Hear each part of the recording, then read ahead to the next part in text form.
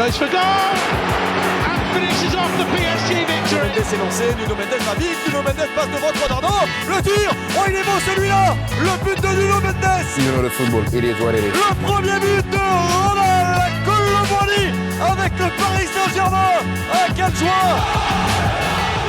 Hello and welcome to PSG Review, also known as the show where things are going pretty well. By any metric, things are, at the very least, just fine and even pretty stable, but somehow there's an undertone, a subtext of something a little unsettling also. This is not too far from what the team is experiencing on the pitch as well, but we get into it all very shortly. And to be honest with you, I am feeling pretty good about the season so far and the project as it stands and aims for the years and seasons to come. My name is Mikko and this is PSG Review. Find and follow me and feel free to talk to me online at PSG Review Pod on Twitter and Instagram, and TikTok it is simply at PSG Review. You can also find me on Blue Sky, and not a lot is happening over there, but anytime the tide turns and the critical mass moves away from Twitter, should that ever happen, I'm there ready and waiting also, but for now, not too actively. Share this podcast with your friends and enemies alike if you think that this is something that they could get down with. All the new episodes are also now available on YouTube, so that's an option that is available to you, audio only, even there.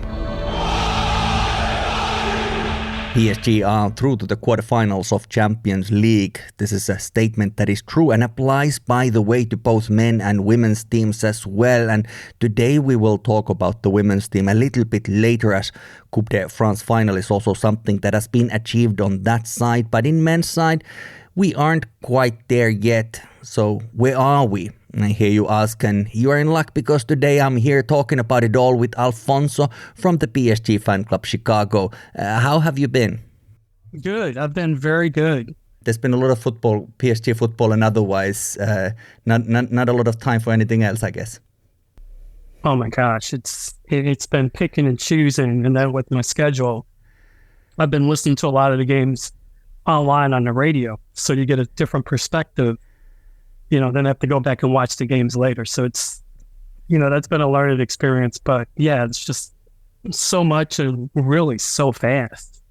Hey, let's get into it all. So PSG beat Real Sociedad in the round of 16 in the Champions League. That result wasn't really in question too much. It was sort of fairly clear and emphatic victory, at least after the first half of the first match, which could have gone either way at that point. We have a team that is aiming for the future, which a star player who won't most likely be part of that future. We have 3 Ligue 1 draws on the trot and Coupe de France quarterfinal on Wednesday. We are recording this on Monday.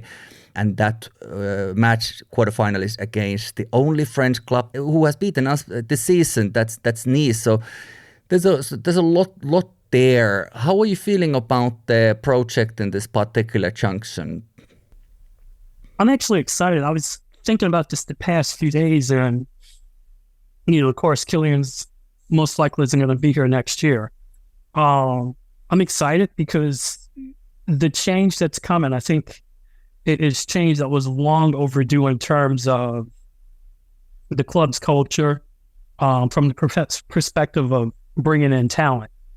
This is, as far as I can remember, the youngest PSG team that I can recall in the 30 years that I've been supporting the team. It's a solid young core.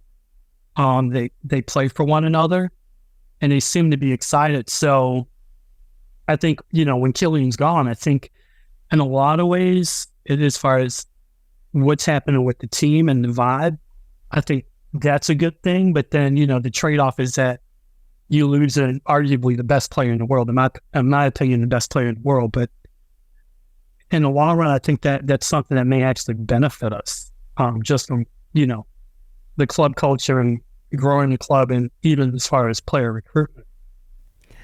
I have been feeling the same way, and I have said before that the only downside of Kylian Mbappé leaving is that we are losing the best football player in the world. That's the only downside of it. It sounds like it's quite a big downside, but and to an extent it is. But I think that there is for those of us who are following this thing sort of like blow by blow, this whole project, how the PSG has been developing in the last couple of years, or even the last decade, or even more so. Maybe we have a little bit of a different understanding, and we can talk about Kylian Mbappe and the way he has conducted himself in a moment. But like I said, he does seem to be finally on his way out. If the rumors are true and the transfer gurus won't be further humiliated by him as has happened before. But I think this time it could really be in the books to be happening. But Luis Enrique has started testing things out without him, which I think is a reasonable and a right thing to do. Against Stade Reims last weekend, for instance, Gonzalo Ramos was playing very well for the first half. He had many chances and scored essentially only one goal, but the other one was an own goal in the end, but he would have very likely gotten it if the defender didn't get there first. And then we have options like Bradley Barcola, Randall Colomwani, Dembele, Lee Kang-in. Asensio is injured right now. He will be back, of course, next year. There will also be Xavi Simons. I assume that he will be back. How does our attack look like to you? Because the big question, of course, is that should Kylian Mbappe be replaced by a forward, a striker, or winger, or some kind of offensive player? How do you feel about that? Well, I think, when you go to players, when you look at players like, with the talent of Kylian Mbappe, I think people have to remember you don't replace that. That. You have to approach that from a different mindset. You're not going to go out and find, we got another one. It's not going to happen. In my mind, I'm always like, you leave that alone, but you come up with something that's more practical and what's going to work well within the system you have. When I look at someone like a Ramos, he reminds me so much of a Cavani or Ibrahimovic that it's hilarious to me, because it's like, how did they manage to get this guy? I think he's going to do very well when he's getting, given more opportunities to play. He's just an old school finisher. I'm looking at him and I keep thinking this guy could be a PSG version of Gabriel Batistuta. It's early in his career, but I'm seeing some things that I really like. Kind of like a Pauletta or something, probably better than that. In terms of the attacks, Barcola I love, and I always thought that the biggest issue with Barcola was just him actually getting a chance to prove himself. Loved Dembele, but I think the thing for me with Dembele, and I felt this way a few months ago, was like, I'm not relying on Dembele to score goals. I'm relying on him to help create opportunities for other people to score. If Dembele ever starts to score goals, oh my God, it's going to be insane. Because you can't stop this guy. When he gets going, it's crazy. But for whatever reason, his finishing is just horrible. He can create the opportunity, but as far as finishing, I'm like, roll the dice. Xavi Simons coming back next year. It just makes it so much more of a dynamic attack, because it's going to come at you from all over the place. So this year, everyone, it's pretty obvious that it's like PSG's attack, and their first, choice is looking at Kylian to do what he does. And he's delivered for the most part. But next year, I think it's going to be, it's going to be that much more difficult, because it's like, well, okay, who do you really play off of? You want to shut down Ramos? Okay, fine. You got Barcola over there, and you got Dembele here, you got Simons here, and, and so forth, as far as if you try to overplay or focus on only one particular part of that attack up front. I think it also opens up more opportunities from the midfield. We know that both Zaire Emery and Vitinha are not afraid to shoot, and they actually have good shots. Mm-hmm. So, attacking-wise, I'm pretty excited. I'm not sure who I would bring in. I'm more concerned about getting what we have right now prepared for next season, and then building off of that. I think that's the way you want to do it. Not playing Kylian, in a couple of games. This is, even if Kylian were staying, I would hope that they would limit the amount of time that he's playing right now, because it's at that stage of the year where you're really focusing on Champions League, and you have a legitimate chance at actually winning Champions League. You may not be a favorite, but you're on to the next round, so you have as good a chance as anyone else, and you want to make sure that you're healthy. This is the first Champions League quarterfinals that we're going into where I think, 95% or 90% of the team is healthy, that I can recall. So this team's sitting pretty good. But yeah, going back to the attack, I'm not sure who I would bring in. There's noise all over the place. And, the one thing that we've learned over the past couple of seasons is this team has somehow managed to come up with, they managed to come up with some pretty good players, like out of the blue. Yeah. So I think it's going to be very interesting to see how it's going to go and how it's going to be developed. But I think that's also one of the things, and some people think that this is a little bit of there's some kind of a scandal, or this is some kind of a radical move by Luis Enrique, that he's putting Kylian Mbappe on the bench almost as if it was a penalty or some kind of a punishment, which I don't think that it is at all, because the thing about it is that we have now several months left.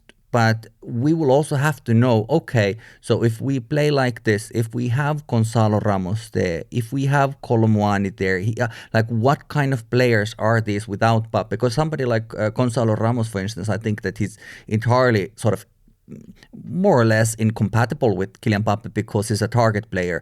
But when Mbappe is on the pitch, every ball is pretty much always going to go to Kylian Mbappe, so he's not getting a service that he needs.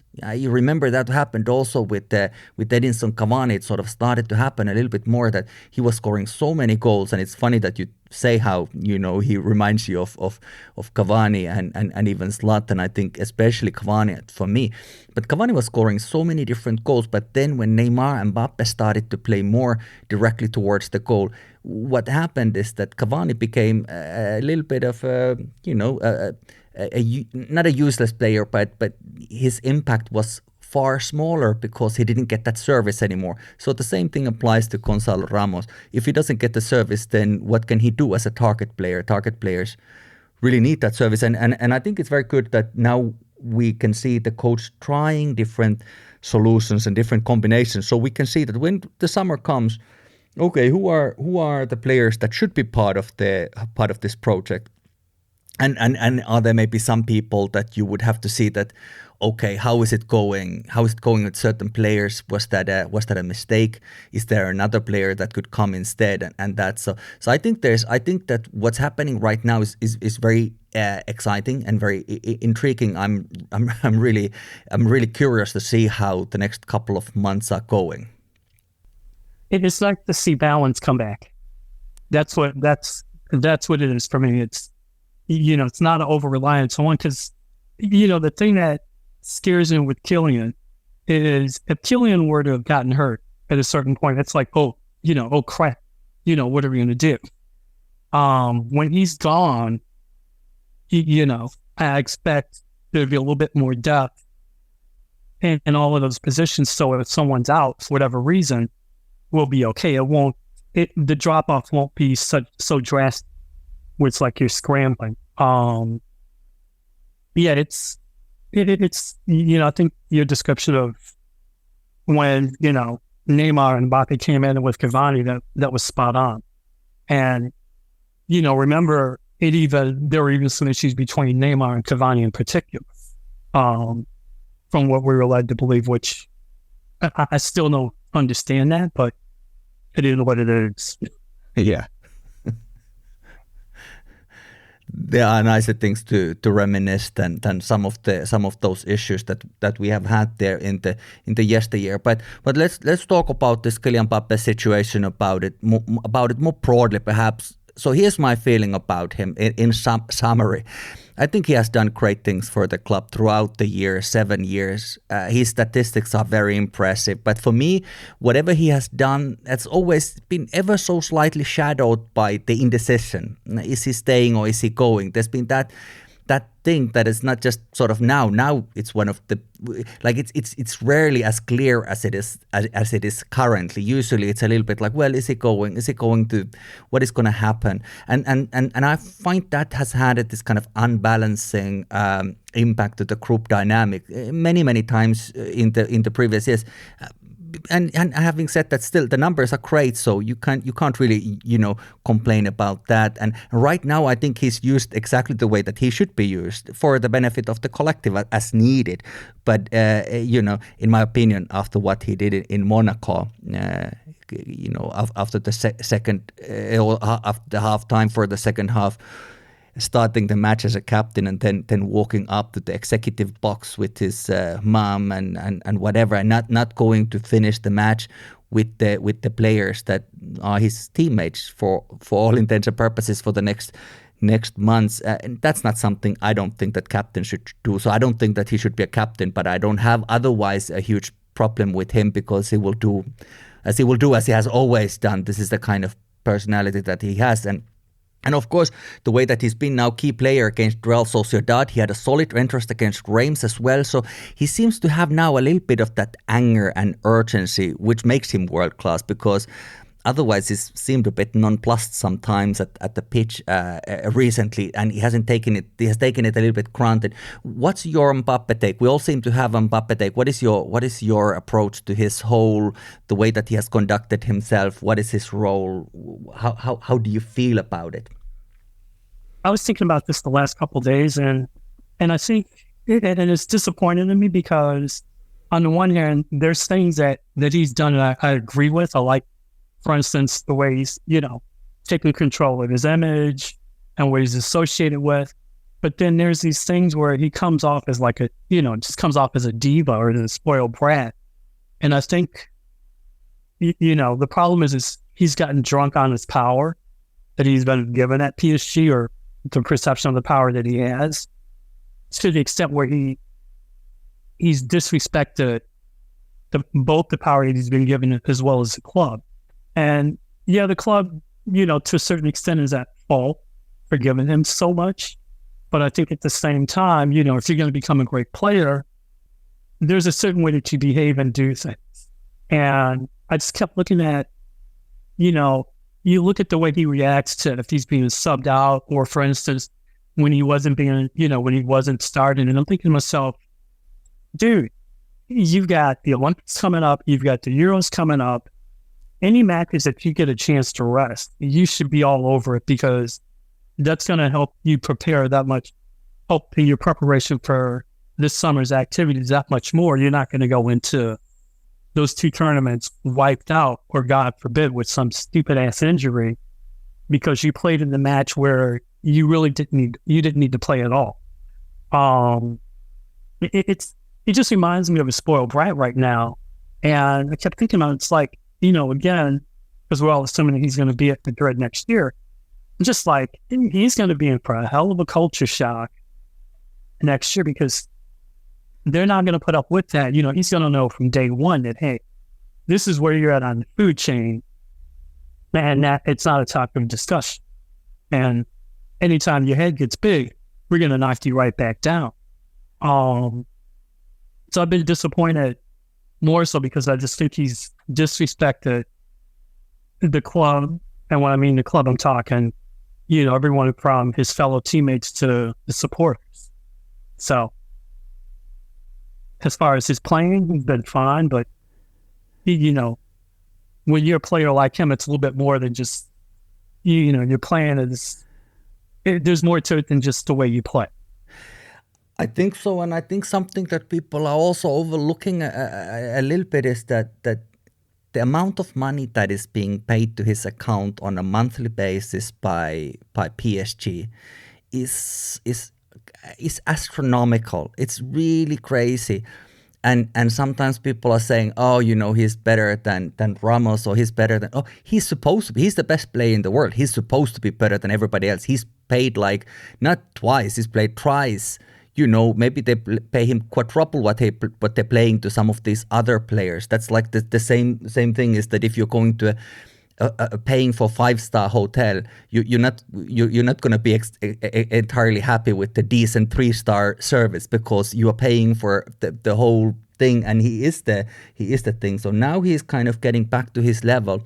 Maybe he's gotten a little bit over his own ego. I hope so. I hope that the kind of warning went through after that Monaco match, which I thought was really quite outrageous. I hope that he understands that he can't just even if the ultras seem to be broadly on his side, it's not the way he can conduct himself, and it's gonna turn against him. And I 100% agree with you. When he's gonna go to, let's assume that he's gonna go to Real Madrid, but wherever he's gonna go to a big team that is probably gonna have a kind of a culture that you can't just go there and mess around. You can't just go there and do that type of things and expect to get away with that. In Paris, maybe Nasser Al-Khelaifi and other directors of the whole organization have been wanting to hold on to him so tightly that he's been given all these privileges, but he doesn't have that leverage anymore. So things are changing, But it's really interesting to see how it's gonna go. And like you were saying earlier, like, sure, we're not necessarily the favorites to win the Champions League. I don't expect PSG to win the Champions League this year, but the favorites don't always win Champions League. There's enough surprises, so you never know. And we're still in that competition. Of course, it's gonna depend who we're gonna play against, but anything can happen. And I think that he still has some time to work on his legacy. I think there's a certain legacy that is already there. But in Paris, with one Champions League, you would become an immortal hero. In Real Madrid, maybe 5 is not enough for you to be in the top 10 legends of that organization. So it's going to be a rude awakening for him. I think most probably there, even if he will play probably fine. I'm sure he's going to be fine there, but it's going to be something new. Yeah. So, and for both of us, and I think for most of us, it's like, when he's gone, the thing that I am looking forward to when he's gone is the no more drama of dealing with, a player that's so high profile that he just comes off as a spoiled brat. I mean, Neymar's gone, Messi's gone, and now this guy's gone. Yeah. So it's kind of like, of the three, I think he's actually been the worst of the three by far, because I think he's been given a lot more than the other two. And in terms of his behavior, I actually think he's been worse. I'm not sure if I agree with that, but I hear I get your point. Like, I think I like, for me, I think what Messi did was just nothing. Like, he was like Kylian Mbappe has given us the highlights. Neymar also gave us highlights, but he lacked discipline maybe, and then he had these injuries that were not entirely his fault. Of course, there's only so much he could do, but he wasn't really like living the healthiest lifetime. I think Mbappe has given us the highest highs, and then he's also been most difficult, because that's just also who he is, and he's a very strong character as he's allowed to be, like you were saying. I also respect the way he has taken control of his image and whatever, but I also think that there's also a way, it's a slippery slope that you don't sort of like become too paranoid about it, or you start looking, like you start finding conspiracies where there's just maybe an error, mistake, misunderstanding or something like that. So it will be interesting to see how it goes, but I hear when you're saying that there's an argument to be made that he's also been, quote unquote, the worst because of the amount of leeway just the amount of leverage that he's had. Yeah, because and going back to Neymar, and I was thinking about this yesterday, even this morning, it was like, you could say a lot of things about Neymar, and the biggest disappointment was just his injuries. But when he's played for PSG, there was never, and it's the same with Mbappe as well, there's never a doubt that they're putting their best out there.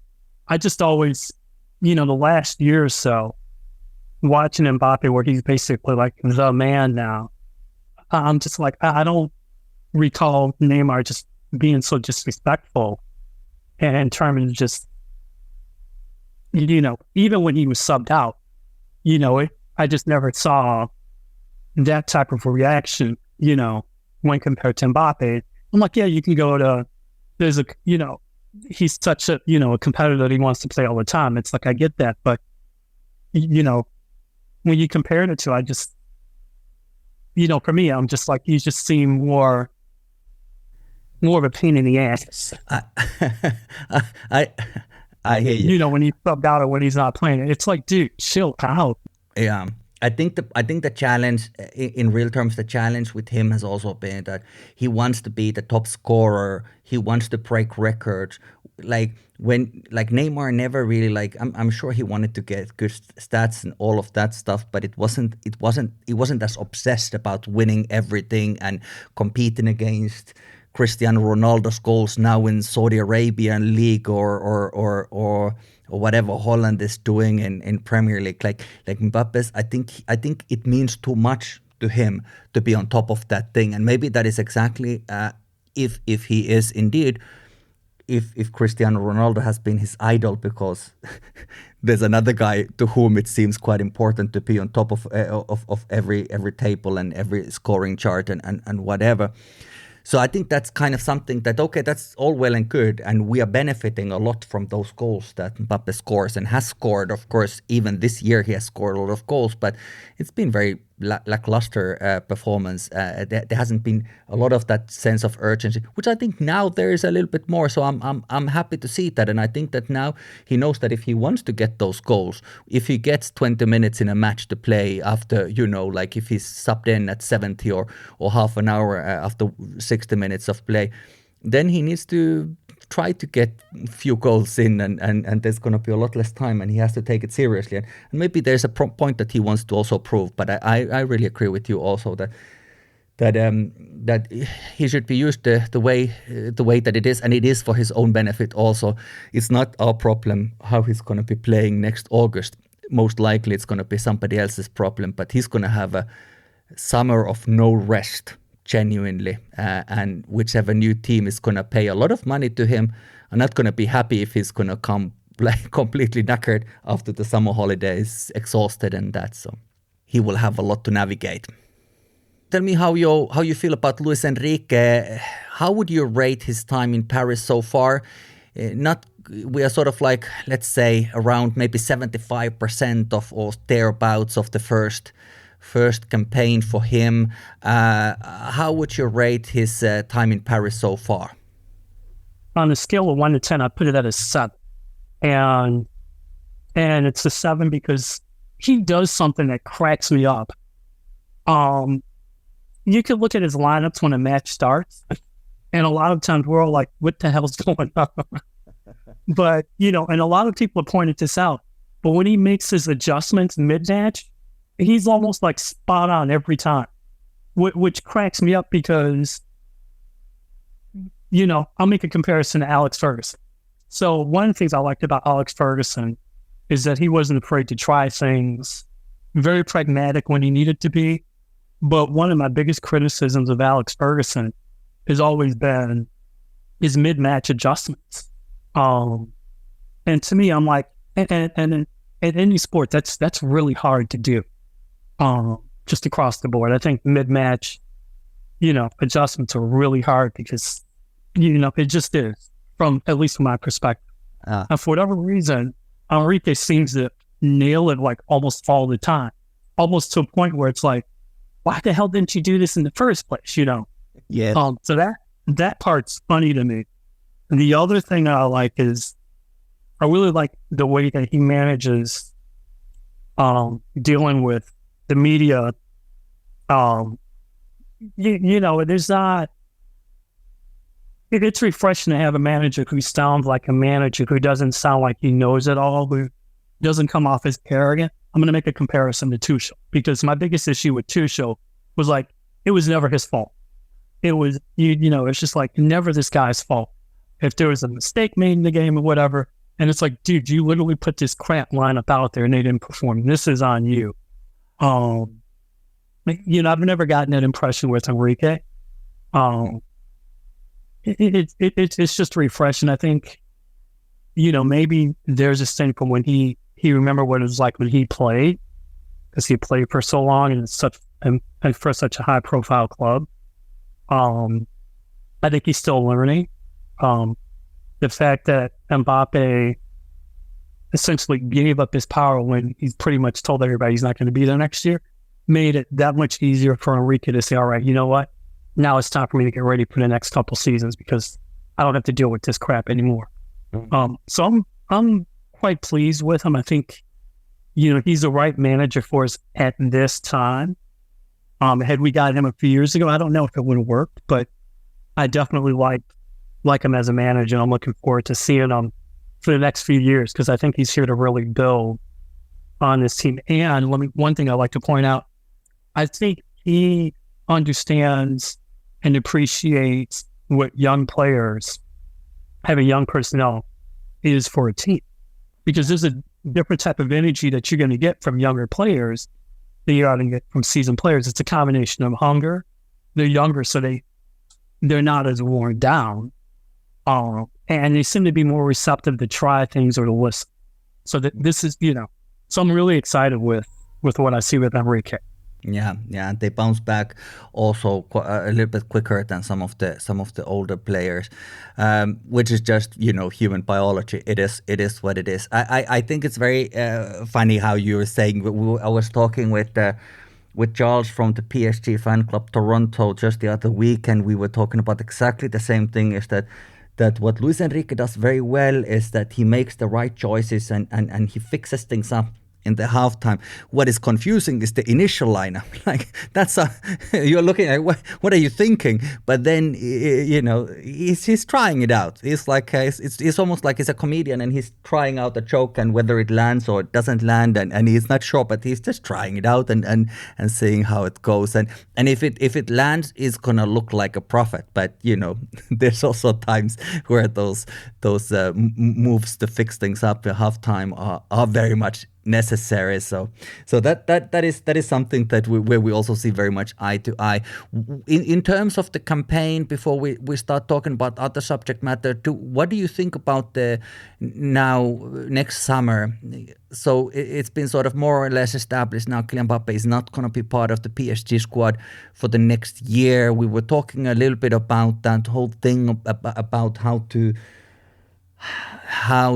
should be like how that should impact the recruitment of PSG. And of course you were mentioning already that there's not one player that's gonna come, and that of course is true. And also the amount of money that is just coming from his salaries is probably at least 3-4, even 5 pretty good players you can hire with that money. He really has been very expensive. What do you think about, for instance, what kind of profile should PSG be looking at? Maybe something in defense and midfield. What do you think? Yes, to both. Defensively, the thing that's been frustrating, for all of us, I think I can speak for all of us as fans, it is giving up these stupid ass goals. I mean, we're not talking like highlight film goals. We're talking just dumb defensive errors. That just needs to stop. If you're gonna be a team, a team that wins Champions League and such, you can't allow it to happen. And it's frustrating because we all remember 4 or 5 years ago when PSG's defense was like basically second to none. Like they were not giving up goals and they were even scoring goals. So defensively, I like to see us go back to having just a solid, defensive group where teams are afraid to play you because they're like defensively, they know it's going to be tough. Midfield, you can never, in my opinion, have enough depth in midfield, depth that provides you with all types of options, because, the midfield is the engine that makes the team go. But again, I'm really not sure who I would bring in or even how it would play out with our current profile. And we have 2 young players that are so good. They're going to be the core of our midfield for a while. So it's kind of like, do you bring in a veteran, with the experience, but not just with the experience, but with a mental profile that's kind of like, I've always said we needed a player like a Thiago Motta. Mm-hmm. or a Maxwell. We need someone with that mindset. I don't know if there's anyone out there that we could get, but that's the player that I think we really need to have. That's what we've been missing for the last couple of years. Yeah. So that's where I'm at with that. But I think the refreshing thing is I think the stress levels and expectations for, going into the summer is going to be a blessing for everyone, because you're gonna end up with a training camp in July and August that's a lot more relaxed, and you're not going to have to deal with as much BS. Mm-hmm. I'm excited about that, but absolutely. Definitely defensively, we've got to straighten that out. Yeah, and now Lucas Beraldo has been playing well. That's for sure. And there's another player, of course, that we don't know. That is Gabriel Mochardo from Brazil. Also, is sort of like a defensive midfielder, number 6. Supposed to be very promising player, but I must admit I don't really know. I don't follow that league in any way, so I don't really know. I've of course seen the highlight reels as probably many people have, but it's difficult to say how it's going to work out there. So one of my questions, I guess, is that when it comes to that midfield, and I'm one of those people who think that good number 6 is what is always needed. Like you kind of like build a lot around a solid good number 6. So during Thomas Tuchel, when Marquinhos was playing as a 6, that worked out very well. But then, of course, we had a solid defense. Otherwise, we had Thiago Silva and Kimpembe, and we had players of that caliber, and it worked out well. But Manuel Ugarte, he came in, he was really great. Now he had a little bit of a drop in form, and then of course now he's kind of like working himself back. So I think that's going to be a very big question. Is Manuel Ugarte and is Gabriel Mochardo, are those the players who can be the number 6s of let's say a team that is fighting for a Champions League trophy? I don't know. That's the thing that I hate. It's one of those things like, if you know, I guess if you're confident in saying yeah, then it is. But for me, I'm like, not knowing means I'm looking hard. I haven't seen anything to convince me wholeheartedly that either one of them could be. It could be just it's taking a little bit longer to adjust to everything, or I mean, right now I'm not really seeing it. So it's like you need to bring someone else in. Even if you brought someone else in where you had to split it between them, that would be fine. But right now, I'm not feeling it. With you, Al, I'm always also very happy that we can talk about the PSG women's team. The Champions League quarterfinals will be against BK Häcken from Sweden, from Gothenburg to be precise. There will also be Coupe de France final now against Fleury, who knocked out Lyon, which is a great achievement for them. I must say that, and it won't be easy for us, that final also. But there's a potential trophy there, and also PSG is pretty well placed in Division on the French league, which has new playoff system. So literally, there's all to play for. Still in the run for 3 potential trophies, just like the men's team. How do you find the season on the women's side? How have you experienced that? I'm excited. I think I'm excited for so many reasons, because I have to give it to Prashir. It was like when he got the job, it was kind of like, he wasn't like his dad, which is good, because his dad was doing stuff where I think a lot of us were just kind of like, what the hell is he doing? I mean, I'd never seen a manager where it's like, you see what he's doing, but it defies all logic. And it's like, it's not like you're not a good manager. It's like, what you're doing makes no sense. With him, I think it took him time, obviously, to figure out the personnel he had with this team, that he has with this team, and then how to get the most out of them. Finally switching to a back 3, I think what really helped is bringing in Gaetano. Really helped make playing with the back 3 that much easier. That back 3 means that now you can push Sakina Kashari up to midfield. And I've always said this before, when it comes to Kashari and even Basha and Leon, I'm like, those 2 are midfielders being played as like left backs. It's the funniest thing to me, that someone in French football figure that out, because it's so deceptive. It's like, oh, that person's a left back. It's like, right, buddy. I'm like, okay, you stick with that. You defend him like a left back, and you're going to have problems later on in the game. So, I really like our women's team. I like the mix of younger players and older players. And we've got 3 or 4 younger players on this team that are like 19, 20, and they're going to be there for a while. And you've got some older players who are probably going to be there for the next couple, another 2-3 years at the most. I'm thinking of, Grace Guerrero. I'm thinking of, I'm assuming Sakina's going to renew her contract.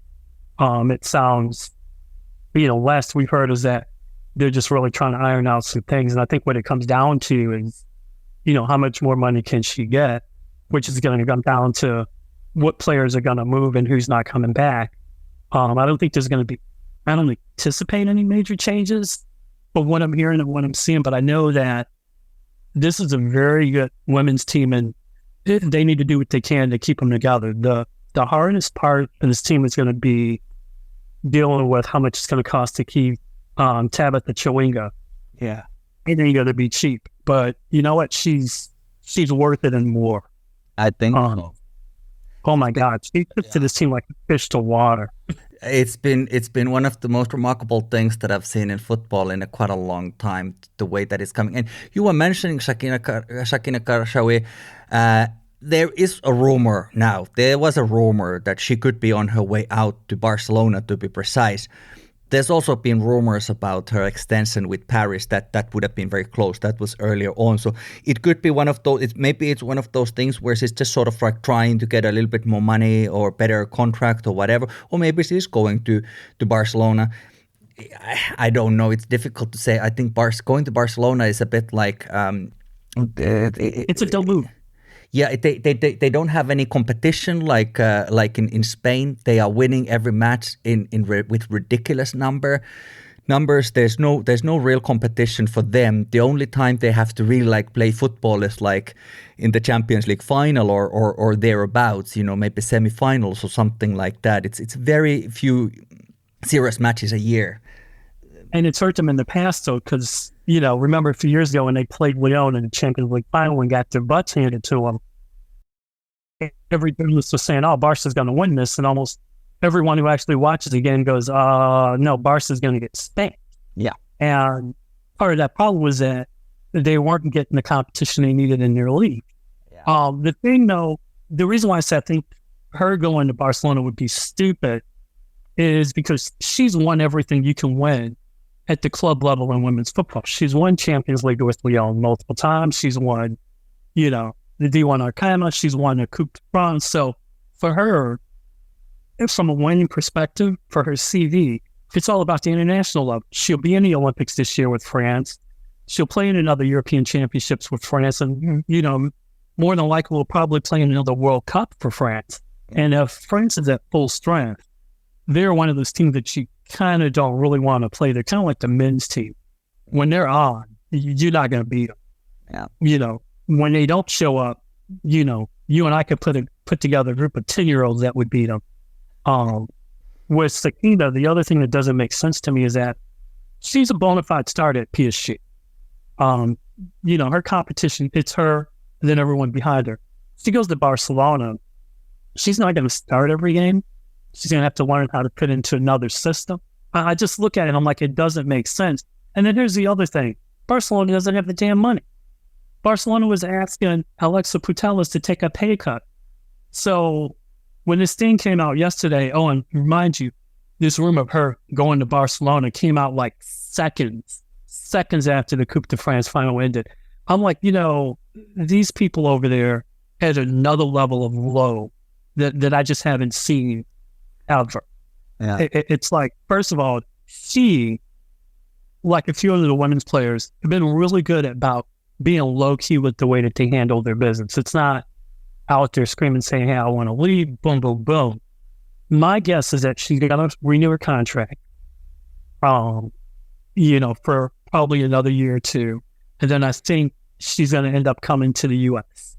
That's just the way I see it. I think That Could be wrong. I mean, I Yeah. know as much as the next, but just looking at the way things are, just her going to Barcelona makes no sense at all.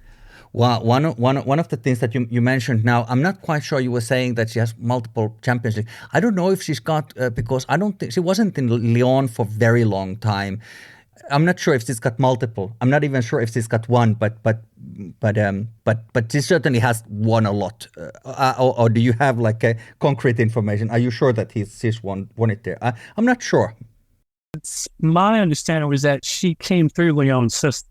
Okay. You know what? I'm sorry. She came through Montpellier. She was at Lyon from 2021. I think that's the year. Did they win that year? Because I was thinking that if that was a year that Barcelona they won Champions League that year. Okay. That Well, year they won it.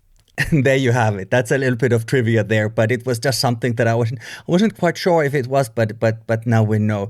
So anyway, so we will see how it's going to happen with her. You already mentioned Tapita Chawinga, our Malawian Wonder Woman. She's just been really, really great, and she's currently on loan, and we need to get her fully contracted as our player.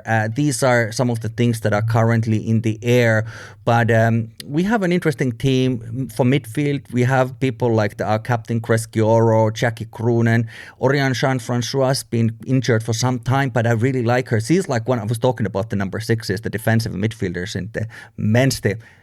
Like she's like understated professional. She just does what needs to happen there. I really enjoy watching her play. I think she's a very sort of like it's got a good mentality as well, a very, very trustworthy. Then there's Corbin Albert, who was now with the US national team, winning a trophy over there that side. And then we of course have Lorena Facher, also quite a strong midfield player. I mean, there are some others also, but there's quite a good midfield there. You left out Jackie Cronin, and I think that when I think of like our top players at PSG, for me it's Chawinga, Kashawi, Grace Cordero, and Jackie Cronin. I think Grace and Jackie, for me, are like, I'll put them up against any other midfielders on the planet. Grace is so strong on the ball that it's scary how much better he's gotten. You know.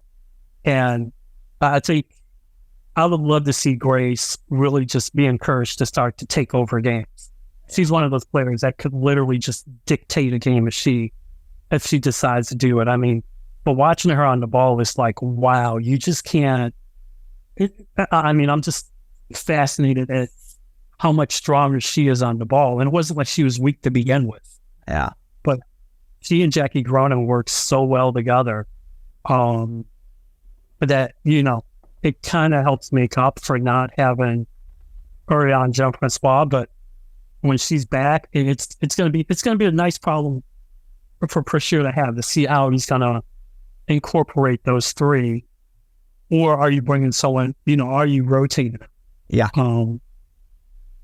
So the women's team, like I said, I'm really excited because the balance of the younger players, the older players, it's almost near perfect. So now it's just a matter of getting more playing time for younger players because, you know, my belief is you don't get better if you don't play.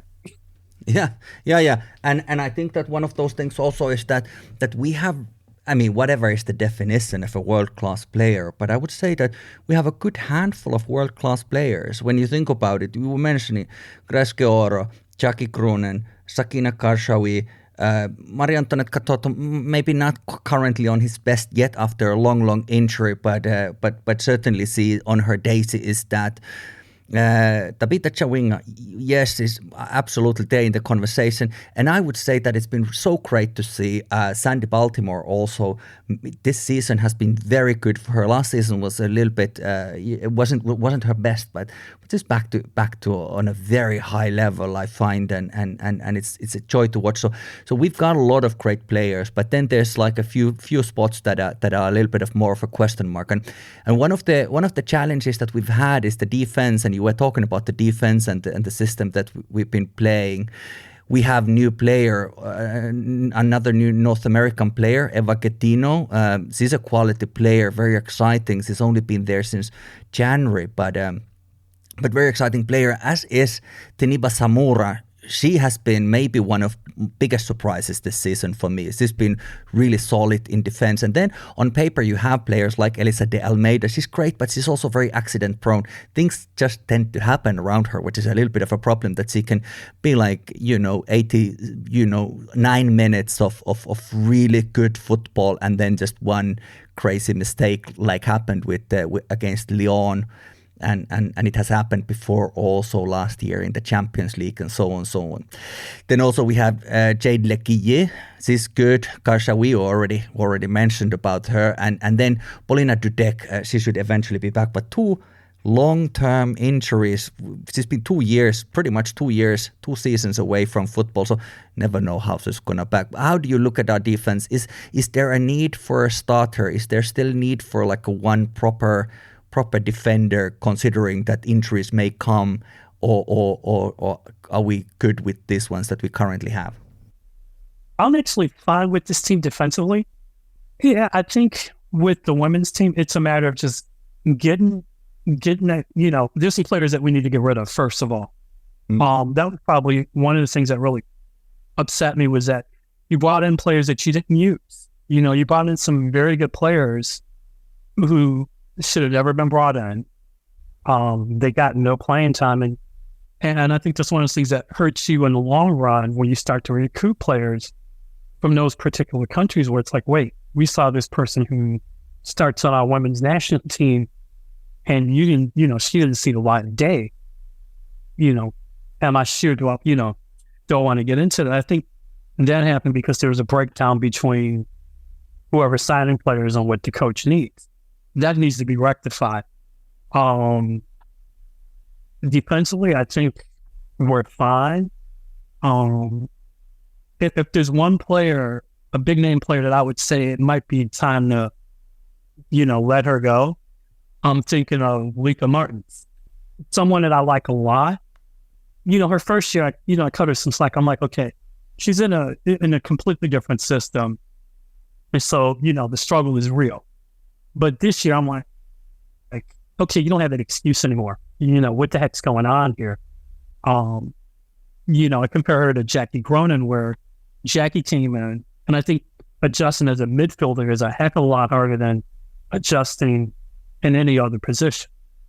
And it took Jackie probably about 4 or 5 games to figure out her role within the system. And then once she, hit her stride, it's been like smooth sailing for the most part. With Lika Van Martens, I'm still like, what's going on here? And I think her problems, who's going to play where? And they were basically playing, almost fighting for the same position from what I saw. And I think Sandy Baltimore is, you gotten her confidence back, worked on her game, and it's showing. But with Lika Van Martens, I'm like, it's not fitting. And I think it has more to do with the system we play. Because when I've seen her play with the Netherlands, she's been okay. But when she played with PSG, it's like, I don't think you're being played in the right spot. I think that who I would compare Lika Martens to is Lionel Messi. Now, there's always a little bit of a, pressure when you make such comparisons, but she is a kind of, she came from Barcelona, where she has already won a lot in her career. She's kind of like, she's paid her dues, she's achieved great things, and now she's coming somewhere where she's getting a lot of money. Of course, we're talking about the different types of lot of money, but still she's getting a good salary there, and she just doesn't sort of like have that passion for the shirt, and she doesn't seem to care very much. Whatever happens, Lika Martens is not going to be remembered as a PSG player. When she retires one day, she's going to be, remembered as a Barcelona player most likely, and maybe next year she's going to be playing in North America or somewhere else, something like that. But I think that it just is what it is, and I don't know I mean, it sounds like I'm kind of blaming her for that. I don't know if it's her fault, but it just seems that she hasn't had that. Whereas somebody like Jackie Cronin, PSG is her team. She's working to be known and remembered as the PSG player. Whether she will play for us for the rest of her professional career or for certainly for some years to come, that we don't know. But she's working hard to create her status in the world of football, whereas Liika Martensi already has that, and a little bit the same issue, but in a slightly less so. But is Ramona Bachmann, and I think that it maybe is time for these. It's a lot of experience, but I think that we start having other players with a lot of experience as well, like Raskeoro, for instance, and Katoto and Karshawi and players like that. So I think that I would also agree with you, as you were saying, that it's also about who needs to go, and then some good replacements for those players, and I think we're good to go. You're right with Bachmann. She's someone that I think it's time for her to go, mainly because she's one of the older players on the team. I'm not sure how many more years she's play, but she needs to start. I think she'd do really well in the in the league in the U.S. I think she'd do really well here. And it's a matter of, because I think her contract is up in a couple of years. So it's a matter of, they're looking to transfer her or what's going on. But Bachmann, I hate to see her come off the bench and not get the minutes that she would get probably at any other club. And I think, those two players, because remember, there are a couple of younger players that are coming in. The one player from Haiti, the under 16, under 17. Oh, yes. I can't remember her name, but she looked really great. I only saw some of the highlight reels, but nevertheless, they looked really great, yeah. And remember, we also have, Adeola, who's just signed to her first pro contract. So they're going to be looking for her to get more playing time.